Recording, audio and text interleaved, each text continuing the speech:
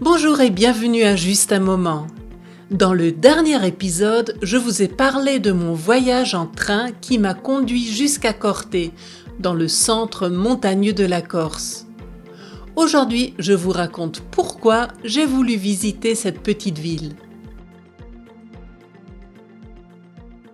Je sors de la gare de Corte et je me retrouve sur une petite place. Bon, il va falloir s'orienter maintenant. Au loin, j'aperçois la citadelle perchée sur son piton rocheux. Il fait très chaud et je n'ai aucune envie de marcher le long de la route en plein soleil jusqu'à la vieille ville. C'est là qu'une affiche attire mon attention. Comme d'autres villes touristiques, Corte a aussi son petit train. Et par chance, il devrait passer devant la gare dans quelques minutes. Le voilà qui arrive. Le conducteur m'informe que le billet du petit train donne droit à une réduction pour l'entrée au musée de la Corse. La chance me sourit aujourd'hui, c'est justement là où je voulais aller. Le petit train se remet en marche et monte lentement vers la vieille ville. Nous passons près de l'université. Corte est la seule ville universitaire de l'île, avant de faire halte sur la place Paoli, au pied de la statue qui représente Pascal Paoli, aussi nommé père de la patrie par les Corses. C'est sous Paoli que la Corse connaît 14 ans d'indépendance au milieu du XVIIIe siècle. Il est le fondateur de la Constitution nationale corse et a tenté une révolution institutionnelle. Droit de vote universel, même pour les femmes, création de l'université, interdiction de la vendetta, etc. La Constitution de Paoli fait de la Corse le premier État démocratique de l'Europe des Lumières et allait inspirer ensuite le texte fondateur des États-Unis d'Amérique. Corte est devenue sous Paoli la capitale du pays. Ce choix peut paraître bizarre, une capitale à l'intérieur du pays, entourée de montagnes et donc difficile d'accès, loin de la mer et des ports.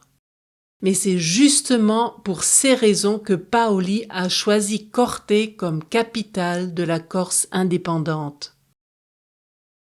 Les ports le long de la côte étaient pour la plupart toujours sous influence génoise. Il faut savoir que la Corse appartenait pendant des siècles au royaume de Gênes, avant de devenir française, après la courte période d'indépendance. Le petit train touristique continue son chemin. Le prochain arrêt est devant le musée de la Corse, qui a été aménagé dans une ancienne caserne, laquelle fait partie de la citadelle de Corte.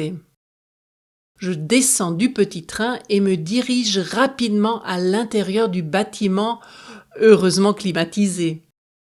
Ici, je regarde d'abord l'exposition temporaire très intéressante sur le patrimoine architectural de la Corse, avant de continuer par les galeries permanentes où sont présentés d'une part le monde rural au milieu du XXe siècle et d'autre part les aspects de l'histoire économique, sociale et culturelle de l'île. Après la visite du musée, je me rends tout en haut de la citadelle d'où la vue sur la ville en contrebas, les vallées et montagnes est impressionnante. La ville étant très touristique, on peut aussi y trouver des épiceries traditionnelles avec des spécialités de la région ou de petits restaurants qui proposent une cuisine du terroir à des prix abordables. Cette petite ville d'environ 7500 habitants n'est pas seulement au cœur de la Corse, mais est considérée par les Corses comme étant le cœur de la Corse. Voilà donc pourquoi j'ai voulu m'y rendre. Cet épisode touche à sa fin.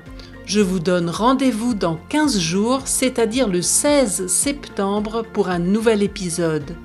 D'ici là, n'oubliez pas de me suivre sur Instagram et Facebook pour ne rater aucune nouvelle. Je vous dis à bientôt pour un autre moment ensemble.